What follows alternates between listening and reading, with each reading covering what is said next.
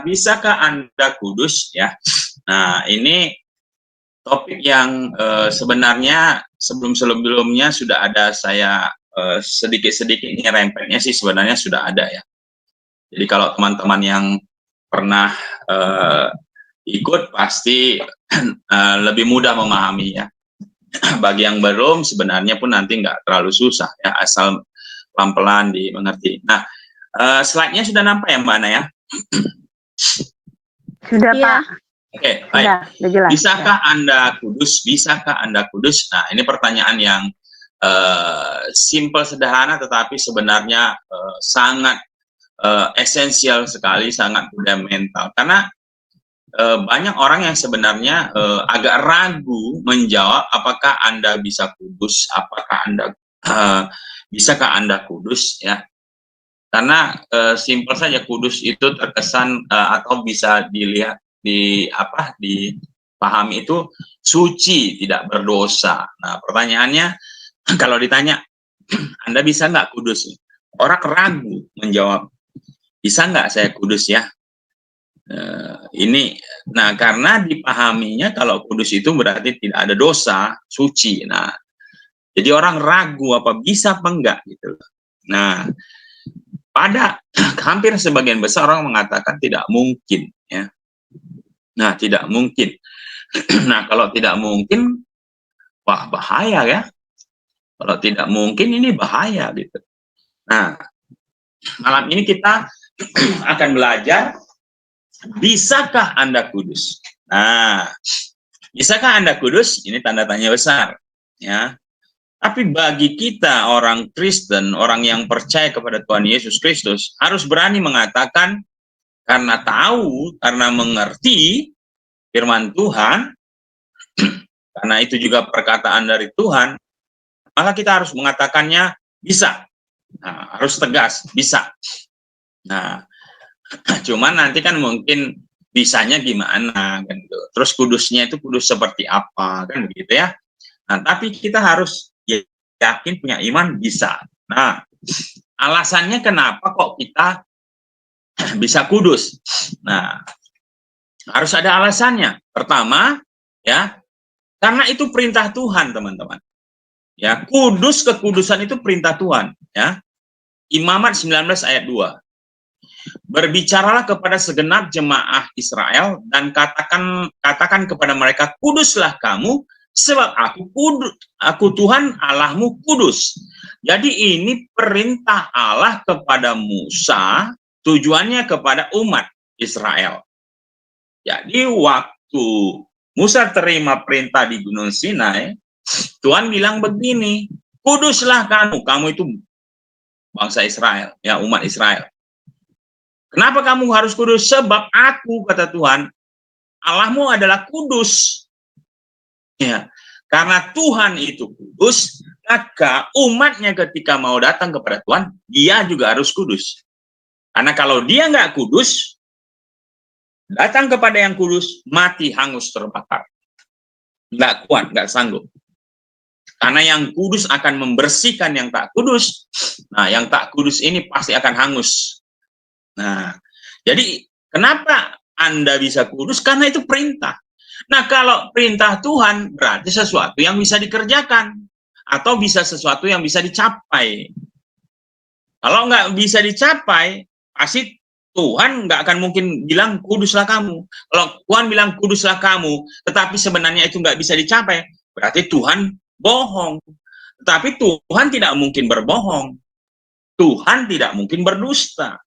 Ya, kecuali Allah lain yang bisa berdusta ya. Ada Allah lain tuh bisa berdusta dia. Ya. Kalau Allah kita tidak ada sedikit pun dusta pada diri Allah. Nah, 1 Petrus 1 ayat 15-16 berkata begini, tetapi hendaklah kamu menjadi kudus di dalam seluruh hidupmu, sama seperti Dia, Yesus, yang kudus, yang telah memanggil kamu. Sebab ada tertulis, kuduslah kamu sebab aku kudus. Ya, nah, di sini Allah memanggil kita, kuduslah kamu sebab aku juga kudus. Allah kudus. Ya, Hendaklah kamu menjadi kudus. Kudusnya itu di dalam seluruh hidupmu lagi. Jadi ini perintah. Berarti sesuatu yang bisa dicapai. Ya. Nah, alasan kedua, kenapa Anda bisa kudus? Itu karena tuntutan Tuhan. Jadi Tuhan menuntut umatnya itu harus kudus. Jadi selain perintah juga tuntutan. Ibrani 12 ayat 14. Berusahalah hidup damai dengan semua orang dan kejarlah kekudusan. Sebab tanpa kekudusan tidak seorang pun akan melihat Tuhan. Jadi perhatikan teman-teman, tanpa kekudusan tidak seorang pun dapat melihat Tuhan. Tanpa kekudusan nggak mungkin orang bisa bersama Tuhan di surga. Kekudusan syarat mutlak yang harus dimiliki oleh orang yang mau bersama Tuhan di surga. Nggak boleh ada ketidakkudusan. Baik itu pikiran, perasaan, kehendak, nggak boleh nggak kudus. Harus kudus. Tanpa kekudusan nggak bisa datang kepada Allah. Bahkan mendekat saja nggak bisa, apalagi ngomong nggak bisa. Di bumi ini kita harus kudus, di surga apalagi. Karena tanpa kekudusan kita nggak bisa berdoa kepada Tuhan yang kudus. Dosalah yang merintangi doa kita. Jadi kita harus kudus, makanya kita bisa datang bahkan berdoa kepada Tuhan. Tanpa kekudusan nggak bisa. Apalagi ada pikiran yang nggak kudus gitu ya. Di surga pikirannya masih poligami. Nah itu nggak kudus, itu nggak akan mungkin sampai di surga. Ya, di surga masih pengen bidadari, itu pikiran nggak kudus, nggak mungkin bisa ke surga. Ya, jadi dua hal ini selain perintah juga tuntutan Tuhan. Nah, kudus itu sendiri dalam bahasa Ibrani sering dikatakan kados, ya. Yunaninya sama dengan hagiasmos atau hagiazo atau hagios, yang artinya itu sacred, holy, holy one, set apart. Suci yang kudus, dipisahkan, tidak bercampur. Jadi orang kudus itu orang-orang yang dipisahkan, ya, orang-orang yang dipisahkan, orang-orang yang dikhususkan untuk pekerjaan Tuhan atau untuk kemuliaan Tuhan. Itu kudus. Makanya pengertian definisi kudus, kalau kita paham, maka kita nggak ragu mau menjawab apa arti kudus dan bisakah kita kudus. Tapi kalau definisi pengertian kudusnya salah, maka kita akan ragu, bisakah kita kudus? Nah, sampai di sini jelas ya teman-teman. Jadi pertama, bisakah Anda kudus? Ya, bisa. Kenapa bisa? Karena perintah Tuhan yang memang kita harus kudus dan tuntutan Tuhan supaya kita bisa bersama dengan Tuhan, kita juga harus kudus. Wow, kalau Anda mengerti dua hal ini teman-teman, mengerti pengertian definisinya, maka Anda tidak akan bimbang.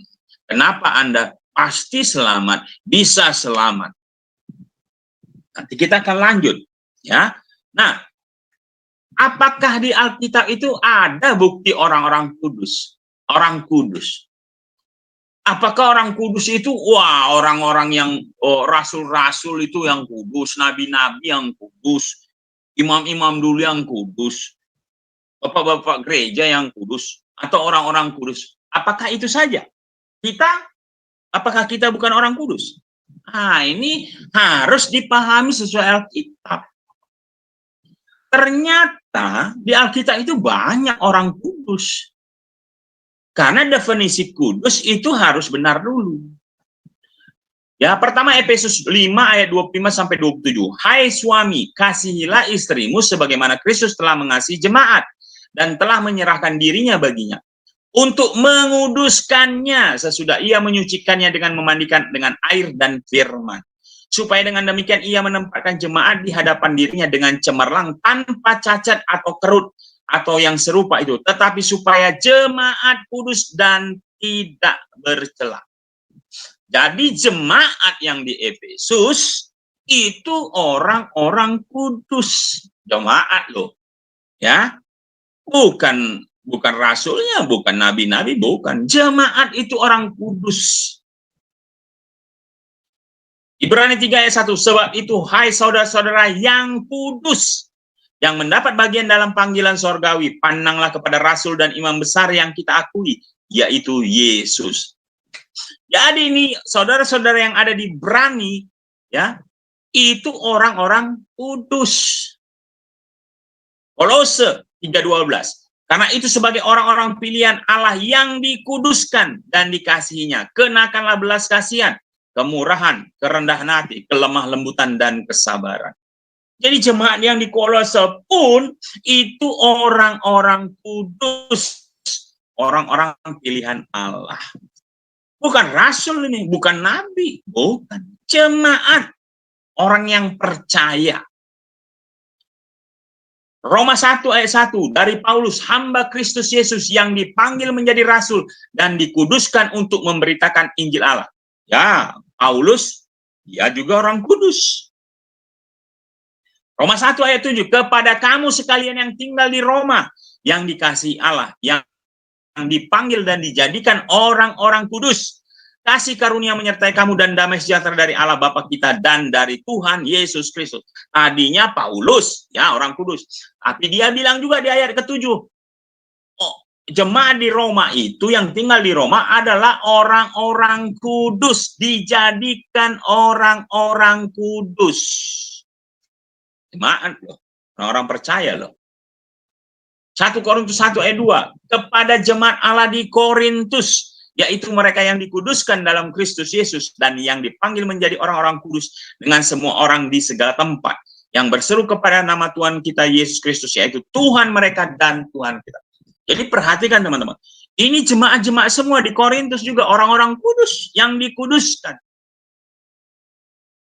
Jadi banyak bukti menunjukkan bahwa jemaat pun bisa kudus dan menjadi orang-orang yang dikuduskan. Orang-orang kudus.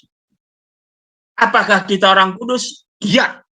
Orang yang percaya kepada Tuhan Yesus Kristus adalah orang-orang kudus. Nanti kita lihat, kok bisa begitu? Kok pede kali ngaku orang kudus? Ya jelas, tanpa kekudusan tidak mungkin kita datang kepada Allah.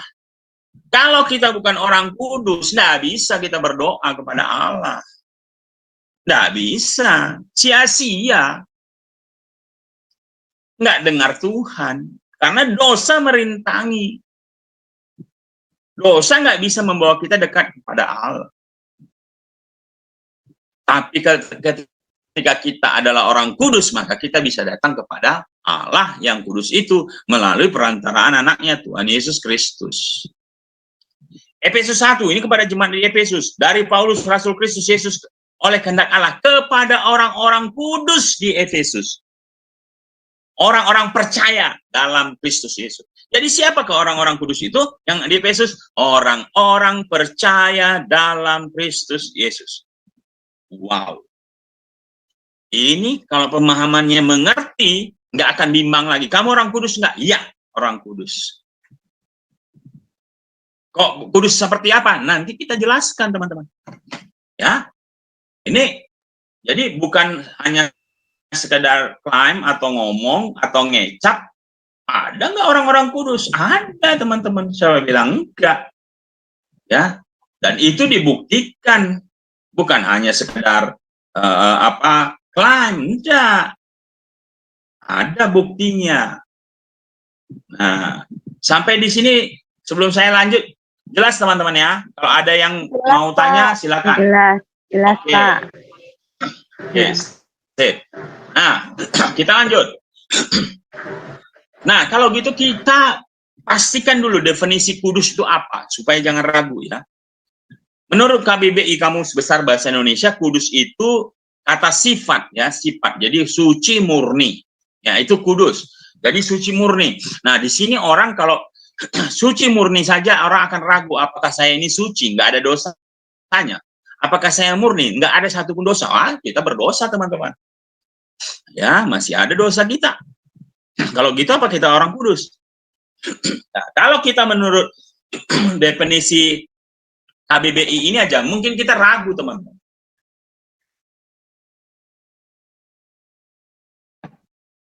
Kita bisa ragu. Makanya definisi pengertiannya kita harus sesuai dengan Alkitab, sesuai firman Tuhan, supaya kita menjawab sesuai kebenaran firman Tuhan. Nah, ini saya bacakan ya. Dalam perjanjian lama, kata kudus diterjemahkan dari kata akar kata Ibrani kados yang tadi ya, yang berarti dipisahkan untuk keperluan khusus atau tujuan khusus yang berkaitan dengan rencana Tuhan. Jadi salah satu pengertian kudus itu dipisahkan. Jadi kalau ada satu kelompok orang 10, nah diambil 4 dipisahkan. Nah ini orang yang dipisahkan dikuduskan, dia menjadi orang kudus untuk tujuan tertentu. Karena dia percaya kepada Tuhan Yesus, maka 4 orang yang diambil dipisahkan ini, karena percaya kepada Tuhan Yesus, dia dikuduskan dan menjadi orang kudus. Jadi kalau Imamat 20:26 itu, kuduslah kamu bagiku, sebab aku ini Tuhan kudus dan aku telah memisahkan kamu dari bangsa-bangsa lain supaya kamu menjadi milikku. Jadi bangsa Israel itu bangsa yang dikhususkan, dipisahkan oleh Tuhan supaya menjadi umat yang kudus, menjadi umat milik Allah. Nah, contoh, semua anak sulung dipisahkan untuk melayani Tuhan sebelum dipilih suku Lewi, Keluaran 13:2 ya. Jadi anak sulung itu milik Allah ya. Makanya waktu bangsa Israel mau keluar dari tanah Mesir, seluruh anak sulung bangsa Mesir mati. Nah, tapi anak sulung dari bangsa Israel ditebus oleh darah anak domba. Itu gambaran darah Kristus. Makanya milik Kristus. Jadi anak sulung itu dipisahkan menjadi milik Allah. Harun dan anaknya untuk pelayanan imaman. Nah, jadi Harun itu imam besar, Harun dan anak-anaknya keturunan dipisahkan khusus untuk melayani. Ya, itu dari suku Lewi. Tabernakel dan alat-alatnya, ya semuanya dikuduskan. Ya, untuk apa? Ya, untuk pelayanan kepada Tuhan, penyembahan dan sebagainya. Hadirat Allah. Nah, dalam perjanjian baru kata kekudusan diambil dari kata hagiasmos tadi sudah ya, yang artinya terpisah dari yang duniawi, dari yang tercemar. Ya, menurut William Barclay dalam Roma 6:22, kalimat yang mengatakan bahwa kamu pada pengudusan ya hagiasmos atau asmos dinyatakan bukan dalam bentuk yang sudah selesai. Jadi kata kudus di situ bukan bentuk kata kerja yang sudah selesai, tetapi dia menunjukkan suatu proses berkelanjutan menuju kesucian. Nah, jadi proses ya. Nanti kita lihat maksudnya itu yang seperti apa.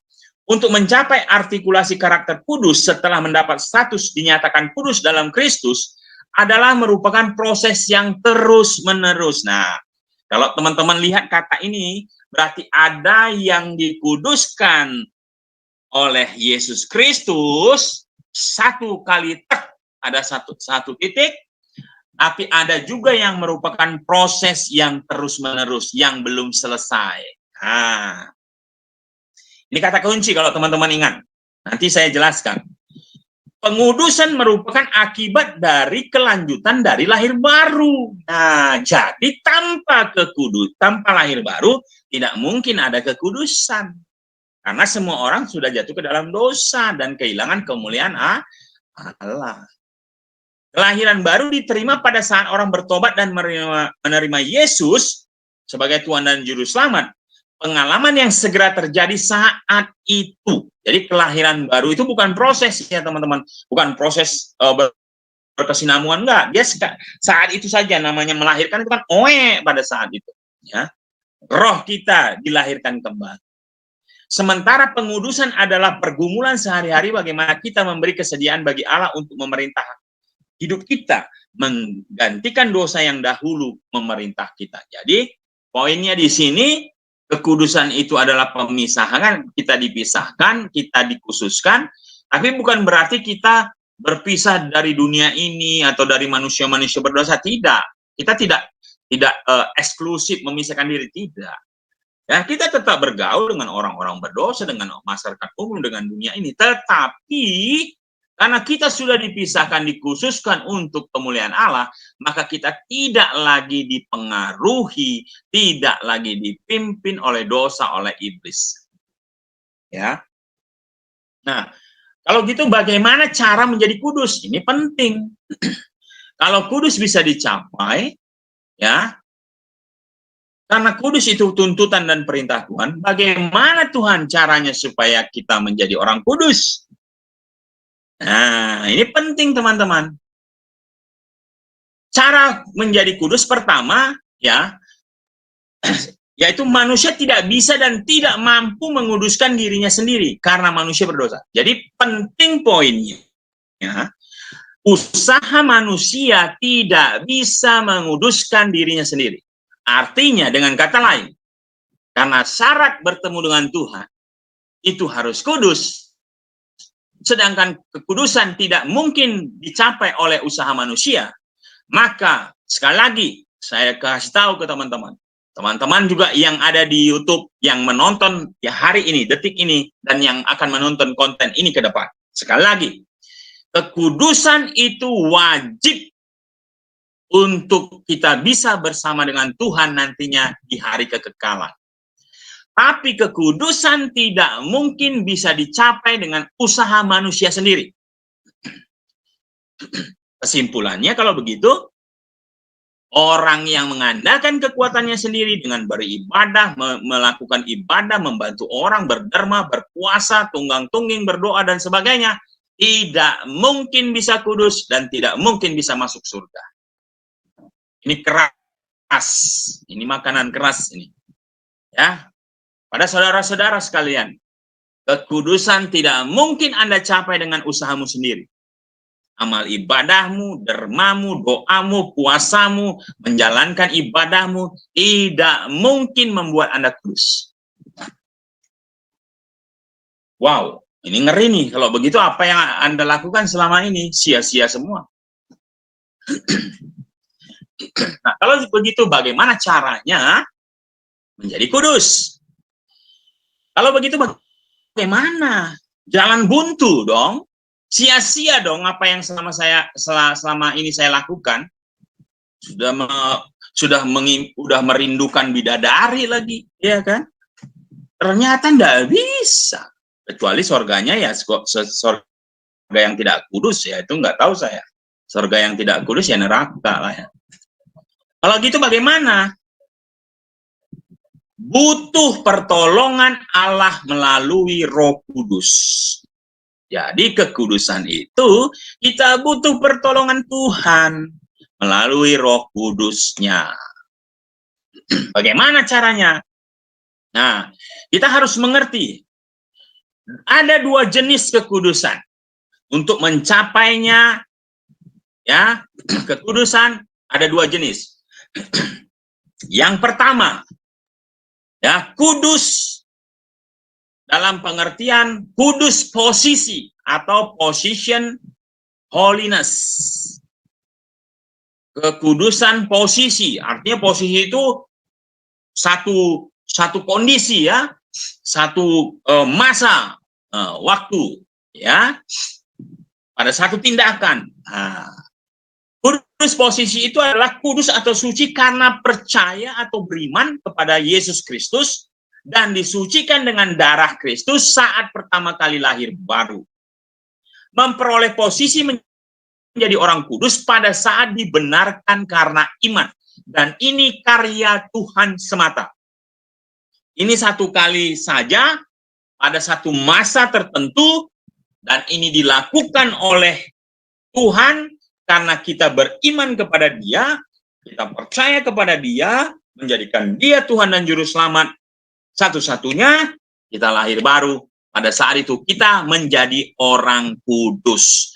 Kudus secara posisi. Orang yang dibenarkan bukan karena benar, tapi karena dibenarkan. Orang kudus bukan karena kita sudah hidup kudus, tidak. Tapi karena dikuduskan oleh darah Kristus. Untuk yang ini, jelas teman-teman? Jelas, Jelas, Pak. Oke, itu kudus posisi. Jadi, hari ini kita yang sudah lahir baru, percaya Yesus menjadikan dia Tuhan dan Juru Selamat, kita orang kudus. Amin ya. Nggak ragu ya. Kita orang kudus. Amin. Itu yang pertama.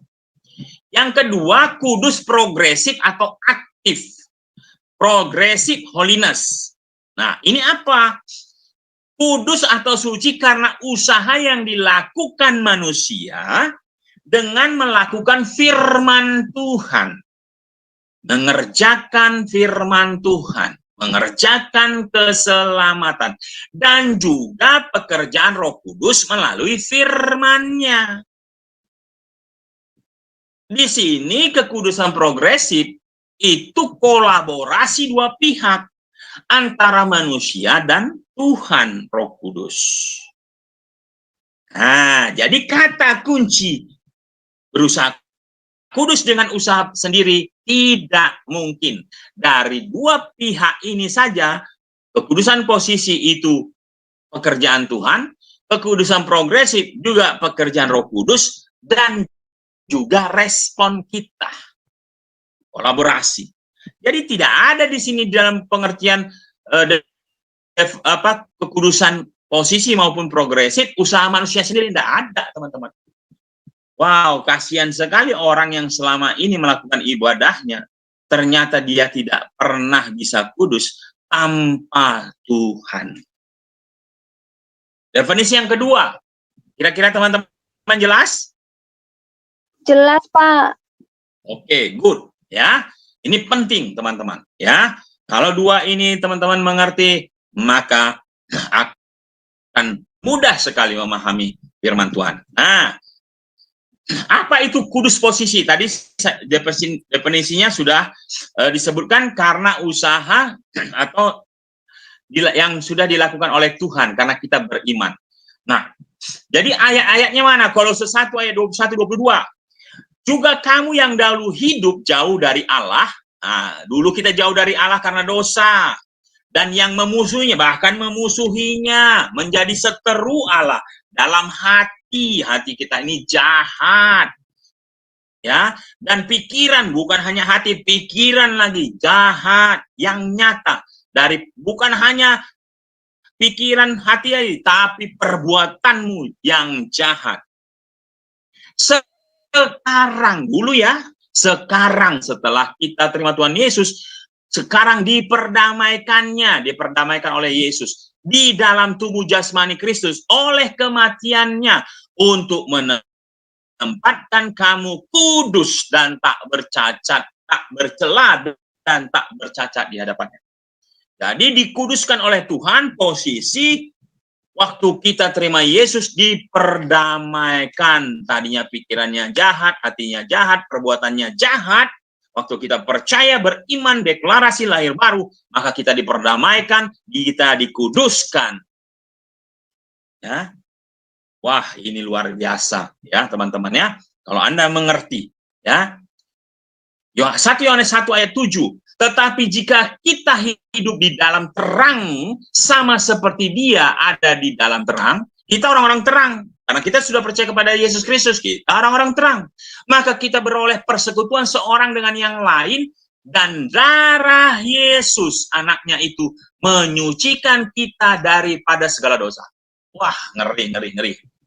Darah Yesus yang menyucikan kita dari segala dosa. Sekali lagi, dosa hanya bisa disucikan oleh darah Yesus, atau dosa hanya bisa diampuni ketika kita mengakui, bertobat, minta ampun kepada Tuhan Yesus, maka dosa kita diampuni. Apakah dosa bisa diampuni dengan berderma, dengan ibadah? Tidak bisa. Dosa hanya bisa diampuni ketika kita bertobat, minta ampun kepada Sang yang bisa mengampuni dosa. Dermamu, ibadahmu nggak bisa mengampuni dosa. Sumbanganmu nggak bisa mengampuni dosa. Apa yang bisa mengampuni dosa? Minta ampun kepada Sang Pengampun. Maka dosamu dihapus, maka engkau menjadi orang yang suci tanpa dosa. Ibrani 10 ayat 10. Dan karena kehendaknya, inilah kita telah dikuduskan satu kali. Nah, itu yang posisi, teman-teman. Untuk selama-lamanya oleh persembahan tubuh Yesus Kristus.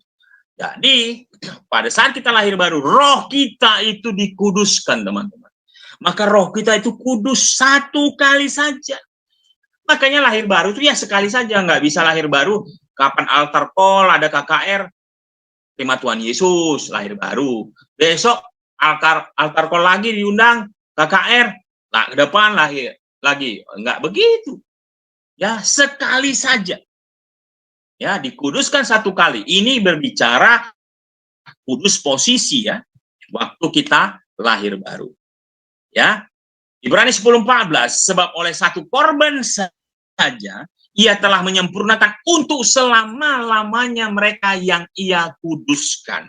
Ya, Kisah 26 ayat 18, untuk membuka mata mereka, supaya mereka berbalik dari kegelapan kepada terang dan dari kuasa iblis kepada Allah, supaya mereka oleh iman, nah lihat teman-teman, oleh iman, bukan oleh perbuatan ya, mereka kepadaku memperoleh pengampunan dosa dan mendapat bagian dalam apa yang ditentukan untuk orang-orang yang dikuduskan.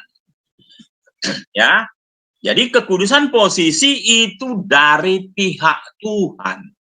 Ya, tidak ada sumbangsi manusia di sini. Ini kekudus posisi, position holiness. Oke, sampai di sini clear teman-teman? Ada yang mau ditanya? Enggak, Pak. Oke, Paham lanjut. ya. Nah, yang kedua, kudus progresif, progressive holiness. 2 Timotius 2 ayat 21. Jika seorang menyucikan dirinya dari hal-hal yang jahat, ia akan menjadi perabot rumah untuk maksud yang mulia. Ia dikuduskan, dipandang layak untuk dipakai tuannya, dan disediakan untuk setiap pekerjaan yang mulia.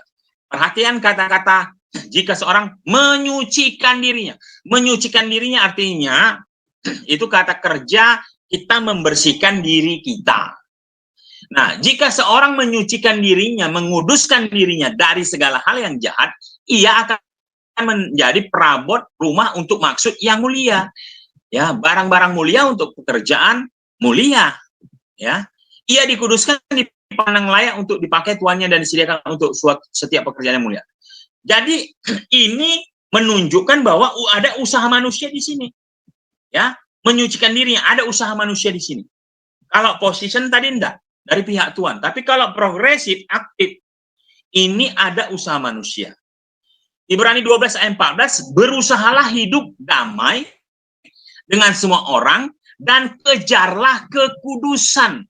Wah, sebab tanpa kekudusan tidak seorang pun akan melihat Tuhan. Perhatikan teman-teman, kata kejarlah kekudusan. Kejarlah kekudusan itu artinya usaha, teman-teman. Kalau kita mengejar sesuatu berarti ada usaha. Nah, kejarlah kekudusan berarti orang itu atau orang percaya berusaha untuk mencapai mendapatkan kekudusan. Nah, artinya ada usaha manusia di sini. Kata berusahalah, ya. Berusahalah di atas ya teman-teman yang ini, berusahalah hidup. Nah, itu ya. Berusahalah, kata Yunaninya itu dioko. Mengejar atau memburu. Nah, mengejar, memburu itu usaha teman-teman. Ya, berlari-lari kepada mengusahakan atau itu. Jadi ada usaha di sini, berusahalah sungguh-sungguh atau berusahalah hidup damai. Artinya itu usaha, teman. Untuk apa damai dengan semua orang dan kejarlah kekudusan? Karena tanpa kekudusan tidak seorang pun akan melihat Tuhan. Jadi ada usaha manusia di sini untuk kudus progresif ya. Nah, Kolose 3:12-13 berkata begini, karena itu sebagai orang-orang pilihan Allah yang dikuduskan, nah kita orang-orang pilihan Allah yang dikuduskan dan dikasihinya, kenakanlah belas kasihan, kemurahan, kerendahan hati, kelemah lembutan, dan kesabaran. Perhatikan, kenakanlah. Kenakan itu artinya pakai. Kalau baju, kenakan pakaian itu. Pakai pakaian itu. Jadi kenakanlah itu artinya ada usaha, ada kerja yang kita lakukan. Apa yang kita lakukan? Belas kasihan, kemurahan, kerendahan hati, kelemah lembutan, dan kesabaran. Itu hal-hal yang mulia, itu buah roh. Ya, buah roh adalah pekerjaan Roh Kudus dalam diri kita. Sabarlah kamu seorang terhadap yang lain. Nah, sabarlah itu artinya kata kerja, bersabar. Dan ampunilah seorang akan yang lain apabila seorang menaruh dendam terhadap yang lain, sama seperti Tuhan telah mengampuni kamu. Kamu perbuat jugalah demikian. Artinya ada usaha manusia. Dan di atas semuanya itu kenakanlah kasih sebagai pengikat yang mempersatukan dan menyempurnakan. Jadi di sini kenakanlah. Jadi itu usaha manusia untuk hidup kudus. Ya. Dari sini progresif, aktif. Ini kekudusan progresif. 2 Korintus 7 ayat 1, saudara-saudaraku yang kekasih, karena kita sekarang memiliki janji-janji itu, marilah kita menyucikan diri dari semua pencemaran jasmani dan rohani. Jadi semua jasmani dan rohani, nggak hanya jasmaninya saja, tapi rohaninya pun. Dan dengan demikian menyempurnakan kekudusan kita dalam takut akan Allah. Jadi kekudusan itu progresif dan terus-menerus berkesinambungan. Sampai kapan? Sampai kita mati atau sampai Tuhan Yesus datang kembali jemput kita. Baru selesai. Ya, supaya apa? Sempurna kekudusan itu. Ingat, rohnya sudah sempurna, position. Tapi jiwanya bagaimana? Belum tentu. Jiwa itu pikiran, perasaan, dan kehendaknya tadi. Kamu dulu jahat loh. Bukan hanya di hatimu, pikiranmu, perbuatanmu jahat. Jadi rohnya waktu lahir baru iya. Tapi kepribadiannya bagaimana? Pribadinya belum tentu, ongoing proses. Makanya masih mungkin bisa marah, dendam, dan sebagainya. Nah, itu hari lepas hari harus dikuduskan. Jiwa kita ini harus diperbaharui. Harus metamorfose, harus metanoia. Tiap hari, dikikis. Ya, besi menajamkan besi, manusia menajamkan sesamanya. Tadinya pemarah mulai sabar, tadinya pendendam mulai memaafkan. Begitu. Ya. Nah, kalau begitu gimana sih proses pengudusan? Wah, kalau ada tadi definisi bukti-bukti ayatnya, gimana caranya? Lihat gambar ini. Gambar ini sudah pernah saya sampaikan pada saat justification, sanctification, and glorification. Jadi, bagi yang sudah pernah dengar pasti lebih mudah. Lihat gambar segi 4 ini, teman-teman. Angka 1, 2, 3, 4, 5, 6. Ya. Ini saja, kotak ini aja kalau teman-teman pahami, wah, ini bisa 1, 2, 3, 4 khotbah ini, ya. Karena ini dalam sekali, ya. Nah, proses pengudusan manusia orang percaya seperti apa? Nah, lihat. Garis horizontal kuning, ya, teman-teman, yang ini ya 145, ya, 145 menggambarkan posisi Allah yang kudus dan benar namun penuh kasih. Ini yang di atas 145, ini posisi Allah yang kudus. Dulu Adam waktu masih di Taman Eden juga di atas ini kudus. Ya. Lalu garis 236 yang warna biru adalah posisi manusia setelah jatuh di perhamba dosa dan kebinasaan, rohnya mati. Nah, ini 2, 3, 6 posisi manusia yang sudah jatuh dalam dosa. Allah di atas, manusia di bawah. Dosa merintangi kita datang kepada Allah. Nah, sampai di sini jelas ya. Nah, lihat. Nah, panah 1 ke 2, garis vertikal 1 ke 2 menggambarkan peristiwa sesaat. Nah, jadi itu sekali saja, sesaat ketika manusia melanggar perintah Tuhan, makan buah yang dilarang, diusir dari Taman Eden dan kehilangan kemuliaan Allah. Dan karena pelanggaran satu orang, semua orang telah jatuh di dalam kuasa maut. Ya, Roma 3:23, 5:15b, roh mati dan tubuh panah. Jadi pada saat ini 1 ke 2 jatuh, itu sesaat saja, jebret. Ya. Nah, pada saat itu rohnya mati, terputus dengan Allah hubungannya, relasinya. Dan tubuhnya tadinya harusnya kekal, tapi jadi fana, sakit-sakitan, dan bisa mati kembali kepada tanah.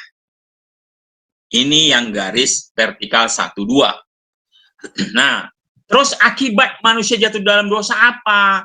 Nih, garis horizontal, 1-3. Menggambarkan gerak degradasi kemerosotan martabat dan moral manusia yang semakin menurun seturut dengan perjalanan sejarah kehidupan. Jiwanya teman-teman, pikiran, perasaan, kehendaknya. Ingat, kalau rohnya langsung seketika, sedetik itu juga tek, mati rohnya, terputus. Tapi jiwanya teman-teman, nggak langsung brengsek, langsung tidak. Ya, buktinya apa? Adam masih ada baik-baiknya. Masih ada takut akan Allahnya. Ya. Masih ada menghormati, mengasihinya. Tapi ada moralnya bisa turun. Contoh seperti Kain, membunuh adiknya, tidak menyesal, bahkan melawan Allah, berkata-kata kasar kepada Allah. Ya. Nah, ini jika tidak diperbaharui dan tidak lahir baru, maka tidak hanya sampai ketiga ini teman-teman, tapi terus ke bawah merosot moralnya sampai menjadi orang jahat. Ya, nah inilah orang yang di luar Kristus. Nah, bagaimana orang yang di dalam Kristus Yesus? Ini yang kita akan jelaskan kebalikannya teman-teman. Nah, garis vertikal 3 dan 4 ini warna merah ya, yang ke atas. Nah, menggambarkan peristiwa pada saat. Nah, ini kebalikan dari tadi, sesaat, ini pun sesaat. Saat manusia bertobat dengan iman menerima karya keselamatan Yesus, pada saat itu ia mendapat status dibenarkan, dikuduskan dalam Kristus. Inilah namanya position holiness. Itu pada saat situ aja, bukan proses, tapi sekaligus saja, jebret, naik. Rohnya menjadi kudus sehingga dia posisinya naik, bisa bertemu kembali dalam artian bersekutu dengan Bapa melalui Yesus Kristus. Ya, disebut orang kudus. Makanya kita bisa datang kepada Bapa, bisa merasakan hadirat Tuhan. Orang tak percaya kepada Yesus nggak mungkin merasakan hadirat Tuhan. Ya. Nah, kita ya diberi kuasa menjadi anak Allah dan diberi hak mendapat akses menghampiri Allah. Wah, tentu. Yohanes 1:12 kita diberi kuasa untuk menjadi anak Allah. Karena kita diberi kuasa menjadi anak Allah, maka kita punya akses, kunci menghampiri Allah. Kalau nggak bisa datang kepada Allah. Mau 10 kali tonggang-tongging ibadah, nggak akan bisa. Karena nggak ada aksesnya. Kamu orang berdosa, nggak bisa menghampiri Allah. Ya, ini baru awal pengalaman keselamatan. Itu baru awal lahir baru. Kalau hanya berhenti pada titik justifikasi atau dibenarkan dan berpikir yang penting sudah selamat, namun tidak bertumbuh dalam dirinya kehidupan Kristus atau dalam dirinya tidak ada perubahan, metanoia, maka ia akan mengalami kejenuhan atau bosan. Jadi jangan heran mulai iseng-iseng kembali kepada dosa lama dan akhirnya malah lebih jahat dari sebelumnya. Garis diagonal setelah titik 3 ini teman-teman, 1-3 di sini nggak hanya berhenti di 3 ini, tapi akan terus ke titik ke bawah terus ke sini. Maka Lukas 11 ayat 26 dia akan lebih buruk daripada sebelum dia bertobat. Itulah position holiness. Jadi kekudusan posisi. Roh kita dikuduskan. Tapi jiwa bagaimana? Tunggu dulu. Ini yang jiwa ini teman-teman. Nah, garis diagonal ya 3-5. Nah, kita lihat ya. Ini garis 3-5. Garis diagonal 3-5 menggambarkan proses keselamatan dan pertumbuhan. Setelah mendapat status dinyatakan kudus, justification, harus mengaktualisasikan karakter kudus dalam hidup sehari-hari atau proses sanctification. Setelah orang percaya mendapat kuasa menjadi anak Allah, ia harus mengaktualisasikan karakter anak-anak Allah atau hamba Allah dalam hidup sehari-hari dan terus berproses sampai kapan? Sampai menjadi seperti Yesus. Itulah Roma 8:29. Menjadi serupa seperti anaknya yang tunggal, yaitu Yesus Kristus. Karakternya harus seperti Yesus Kristus. Itulah yang disebut dengan progressive holiness. Ini teman-teman, garis merah ini. Inilah progressive holiness, sanctification. Ini proses. Sampai kapan? Sampai mati atau sampai kedatangan Yesus kali kedua. Ya, itu terus menerus. Nah, dari dua ini baru kita mengerti, oh itu ternyata yang dimaksud kudus ya. Oh itulah ya. Jadi jangan sekali selamat tetap selamat langsung selesai. Enggak, teman-teman. Ya. Selagi kita masih hidup, diberi kesempatan hidup, progres terus. Untuk apa? Ya rohnya memang sudah kudus selesai. Tapi jiwanya, karakternya belum seperti Yesus Kristus. Padahal kita harus seperti Yesus Kristus. Contohnya, orang yang diselamatkan oleh Tuhan Yesus di kayu salib. Dia mati, dia pasti masuk surga. Oh, dia kudus rohnya. Karena terima Yesus. Tapi jiwanya apakah sudah seperti Yesus Kristus? Belum, teman-teman. Karena dia nggak punya kesempatan. Makanya dia tidak akan mendapatkan upah. Nah, tapi kalau kita yang masih Tuhan kasih kesempatan hidup, kita harus mengerjakan keselamatan kita, kita harus hidup kudus supaya karakter kita pada endingnya sama seperti Tuhan Yesus Kristus. Kalau teman-teman bisa paham ini, yang kotak ini aja berapa khotbah bisa dibuat. Justification khusus, sanctification khusus, nanti glorification khusus, proses kejatuhan manusia khusus, proses kejatuhan moral manusia khusus, proses kematian roh manusia khusus. Berapa judul khotbah itu? Ya. Nah, Roma 8:29 itu apa? Sebab semua orang yang dipilihnya dari semula, mereka juga ditentukannya dari semula untuk menjadi serupa dengan gambaran anaknya, supaya ia anaknya itu menjadi yang sulung di antara banyak saudara. Itulah jiwa karakter metamorfose dari ulat kepompong menjadi kupu-kupu. Dari tadinya jelek ulat menjadi kepompong, ya, menjadi kupu-kupu yang indah. Itu proses sanctification, pengudusan, itu kolaborasi, itu progressive holiness. Ya.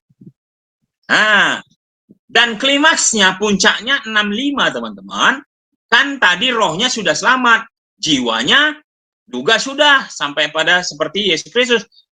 Tubuhnya bagaimana? Tubuh kita yang sekarang tidak mendapat bagian di surga, tapi nanti kita diberi tubuh kemuliaan. Kita akan dimuliakan, diglorifikasi. Dan klimaksnya pada saat Yesus datang kembali, digambarkan garis vertikal 56, dengan sekejap mata kita akan diubah menjadi seperti Yesus, dalam artian diberi tubuh kemuliaan.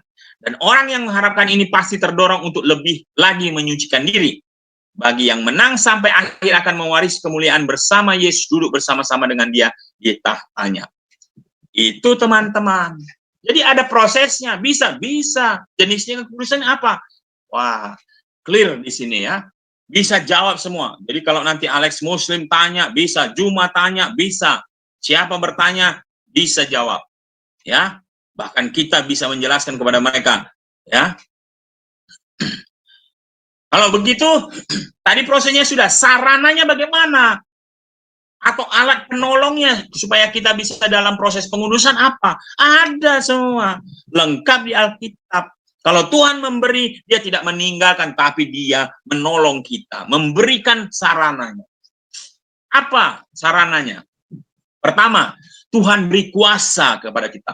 Tuhan beri dunamos, dynamic power. Ya, kuasa. Apa itu? Yohanes 1:12. Tetapi semua orang yang menerima Yesus diberi Bapa Tuhan kuasa.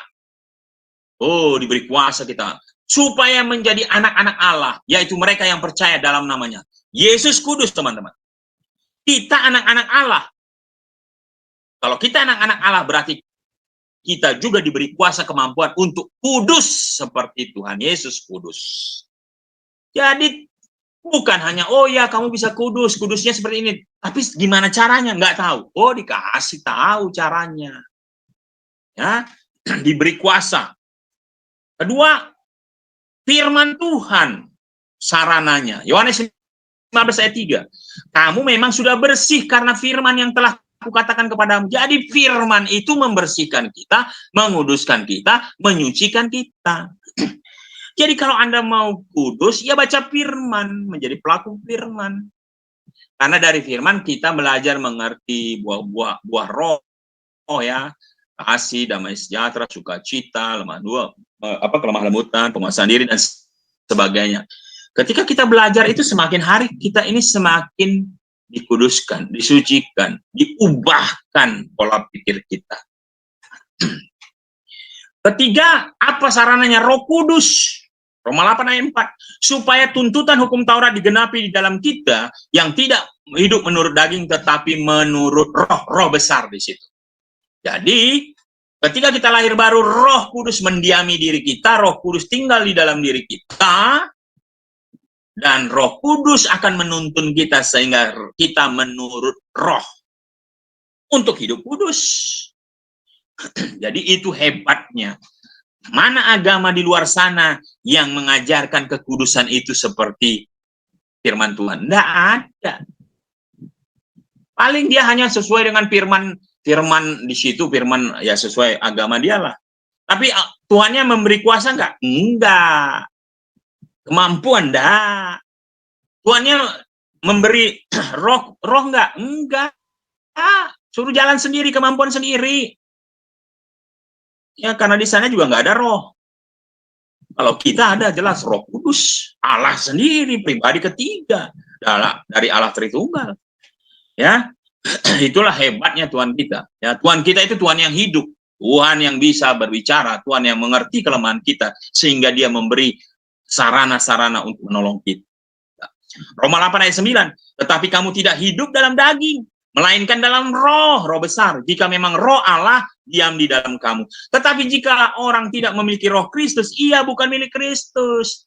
Kita ini milik Kristus. Kenapa? Karena Roh Kudus ada dalam diri kita. Roh Kristus ada dalam diri kita. Ini hebatnya. Kita tidak ditinggalkan sendiri. Allah bersama dengan kita. Immanuel. Wah, dahsyat sekali. Ya, Immanuel teman-teman. Ya. Nah, kesimpulan. Ya, kita ringkas saja, tapi kalau teman-teman mengerti ini padat sebenarnya. Ya, satu, orang percaya adalah orang kudus. Sekali lagi, jangan ragu. Anda yang percaya kepada Tuhan Yesus adalah orang kudus. Kekudusan adalah karya Allah. Ingat, kekudusan itu karya Allah, teman-teman. 1 Tesalonika 5 ayat 23. Semoga Allah damai sejahtera menguduskan kamu. Jadi menguduskan manusia itu karya Allah. Seluruhnya loh, dan semoga roh, jiwa, dan tubuhmu terpelihara sempurna dengan tak bercacat pada kedatangan Yesus Kristus Tuhan kita.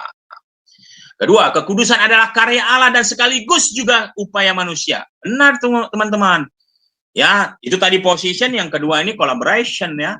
Pekerjaan roh dalam pengudusan adalah hal yang sangat penting, namun tanpa respon orang percaya yang mau mengupayakan untuk aktualisasikannya dalam realita hidup sehari-hari, maka pengudusan gereja tidak mungkin terwujud.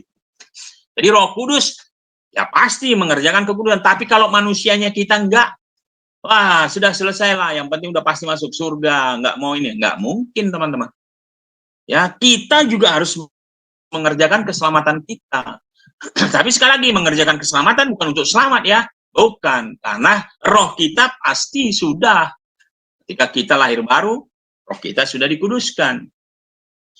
Dalam perjanjian lama, Allah menguduskan umatnya. Keluaran 30 ayat 30. Benar, Allah menguduskan umatnya. Tetapi umatnya diperintahkan juga untuk menguduskan diri. Bilangan 11-18. Jadi ini kolaborasi. Tuhan menguduskan, iya. Tapi kita juga diperintah untuk menguduskan diri. Bila Rasul Paulus mengatakan kerjakan keselamatanmu dengan takut dan gentar, Filipi 2:12, maka Kenneth S. West dalam bukunya Philippians in the Greek New Testament menjelaskan kalimat kerjakan keselamatanmu dari teks Gerikanya ya, dikatakan to work out your own salvation. Artinya upaya tersebut bukan sebagai syarat untuk menerima memulai keselamatan, enggak. Tetapi berangkat dari keselamatan yang telah diterima dalam Yesus, Jadi, lihat, to work out your own salvation. Jadi, your own salvation artinya keselamatan yang sudah dimiliki. Karena sudah dimiliki, maka kita work out, mengerjakan keselamatan. Jadi mengerjakan keselamatan bukan untuk selamat. Karena sudah selamatlah, maka kita mengerjakan keselamatan. Jadi kita mengerjakan keselamatan bukan untuk kudus, tapi karena kita sudah kuduslah, maka kita mengerjakan keselamatan. Ini harus tepat, jangan dibalik-balik. Kita harus menindaklanjuti, mengaktualisasikannya sampai mencapai tujuan akhir, yaitu menjadi serupa dengan Kristus. Itu endingnya, teman-teman. Ya, Roma 8:29 tadi. Ya, luar biasa. Surah Ibrani 12 ayat 14 terakhir juga mengatakan, berusahalah hidup damai dengan semua orang dan kejarlah kekudusan, karena sebab tanpa kekudusan tidak seorang pun akan melihat Tuhan. Kejarlah kekudusan, artinya usahakan, teman-teman. Sungguh-sungguh. Kolaborasi Roh Kudus dan kita. Itu saja. Tuhan Yesus memberkati.